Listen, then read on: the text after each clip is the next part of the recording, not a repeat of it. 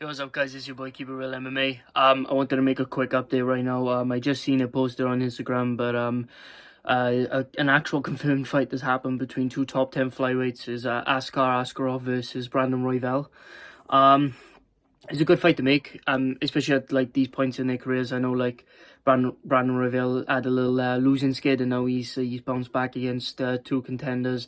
I know he bounced back against Bontorin, I believe. And then he bounced back against Matt Schnell.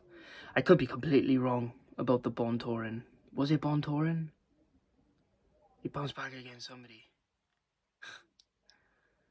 But either way, it was a bit of a robbery decision in my opinion.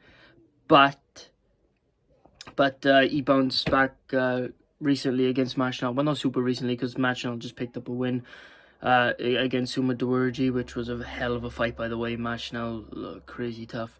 But yeah, obviously, Brandon Royval has picked up 2 wins in a row now, and obviously he's making his way to look up the rankings, and you know what I mean. So Askarov is just coming off a loss to Kai Kara France, who just lost to Brandon Moreno for the intro flyweight titles. So you know what I mean, they're both in the top 10. Why not match them up against each other?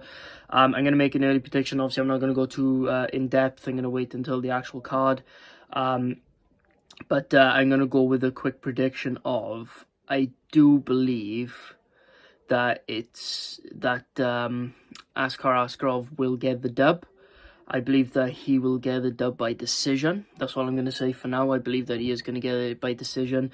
It's a great fight though, man. Like, you know what I mean? I like that the UFC is making a lot more matchups now, is making a lot more entertaining fights too, because Brandon Royval is a very entertaining fighter. I know Askarov isn't, but at least Royval is, so it could make for a good scrap. He might bring it out of Askarov, but I don't know. I can see Askarov kind of controlling his fight with his grappling. But Royval showed to have great grappling throughout his career, and he's very wild, unorthodox, and he could catch Askarov with something. You know, Askarov has shown that he doesn't have a granite chin. So, you know, he can easily be cracked, and, you know, it's just one of those, you know. And, so yeah, the main thing I wanted to talk about, though, is the potential matchup happening between Michael Chandler and Dustin Poirier. Now, I'm kind of mad about this one because, not mad about the actual fight, it's just with Dustin Poirier that he's been inactive for so long.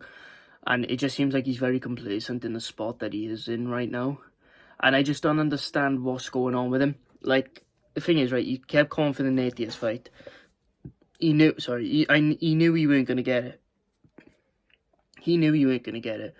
Yet he continuously just kept, you know, calling for the fight, and then there was no matchups being made, none against Tony.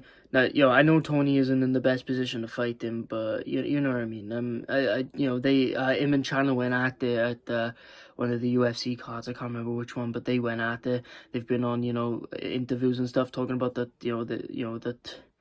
The fight might be happening, and it looks like it actually is going to happen. It looks like it's in the works right now by the UFC, and it's a great matchup. You know, it's good to see lightweights actually, you know, matching up against each other, actually not being scared to fight each other, because the lightweight division and the welterweight division really piss me off because of how much that they just are not willing to fight each other, especially the welterweight division. They just will not fight each other. But yeah, but anyway, back on Dustin Poirier, like, he refused really to fight anybody else. Like, not refused, but like he hasn't really called anybody out. He said like, "Oh, I'll take anybody," blah blah blah. But the UFC have surely offered him fights by now, and clearly he hasn't taken them because, you know, he could face Gaethje for a second time. They're both coming off losses right now to the champ. You know, he's not officially the champ, but the Arizona State Athletic Commission robbed him of that. It was 100% to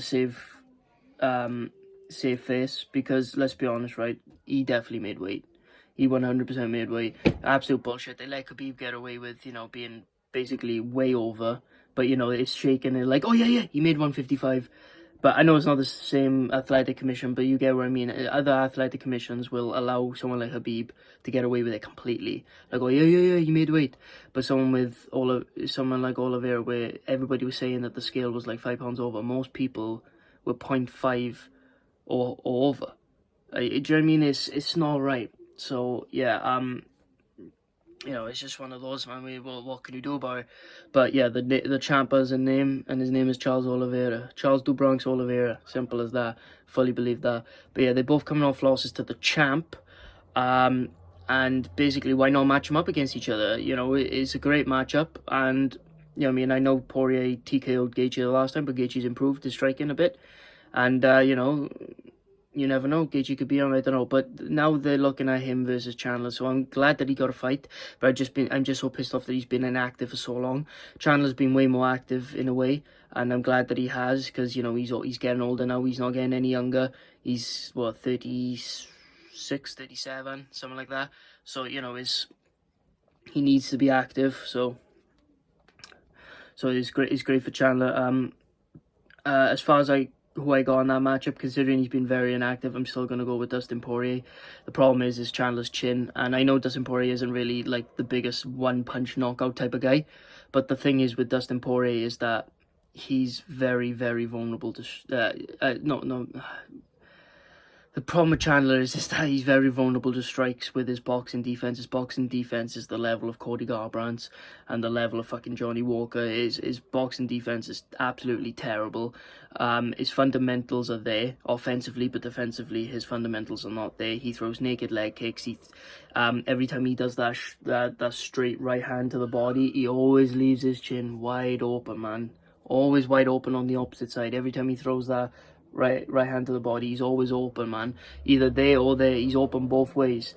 But he doesn't even cover his hand like that. That's how Charles Oliveira dropped him and eventually finished him with that left hook. Because, you know, he went straight to the body, and then Oliveira seen the opening. Left hook right over the top. So, yeah, I mean, so he hasn't got the greatest boxing defense. Also, with Chandler is that he doesn't use his grappling. If he used his grappling, I do believe that he could beat Dustin Poirier. I know Dustin Poirier's body's breaking down a little bit. He's getting older himself. I know he's only like 33 right now, but you know, I mean, he's slowly exiting his prime, in my opinion. I mean, he keeps making the same mistakes over and over again, either getting taken down and submitted, or you know, a jiu-jitsu guy like Charles Oliveira is somehow getting his back standing. So you know, or he gets taken down like Charles Oliveira took him down, and he just you know, just shells up and on bottom and just pulls guard and just holds him down, so he can't get attacked that badly. So it's like, but you know, Michael Chandler doesn't use it, and the problem is he has so much power. And I know Dustin Poirier is a tiny bit chinny, not as much a lightweight as he was a featherweight, but at the same time, it's like Chandler's even more chinny, and Dustin Poirier has the better boxing when Chandler throws less kicks also. They both don't throw that many kicks, and so it's going to be more of like a boxing match, to be honest with you. And Poirier has the much better technical boxing, much better masterclass of boxing over Chandler, where Chandler just has that one punch. I do believe Chandler has a massive chance here in a 3-rounder, man. You know what I mean? Because I think it's going to be a 3-rounder. So if it's a 3-rounder, man, Chandler has a very good chance. But I'm still going to say with Dustin Poirier, I think Dustin Poirier will get it done. I'm not going to go too much into detail, but I think he will get it done by like TKO in the 3rd round, maybe the 2nd round. It does depend, but it's a hard... I'll have to analyze him a little bit more, because it's a hard fight to bet on. I wouldn't recommend it unless you're serious on taking my advice. So yeah, anyway guys, thank you for watching. I just want to give a quick update. I'll see you guys in the next video. Make sure to like and subscribe if you're new, and please, you know, hit the notification bell and stuff like that. I upload very often as I can. Also, if you guys want to check out some cool edits, I make edits on TikTok as Keep It Real Edits. Obviously, I'm Keep It Real MMA here. So yeah, guys, thank you so much for watching. See you guys in the next video. Peace.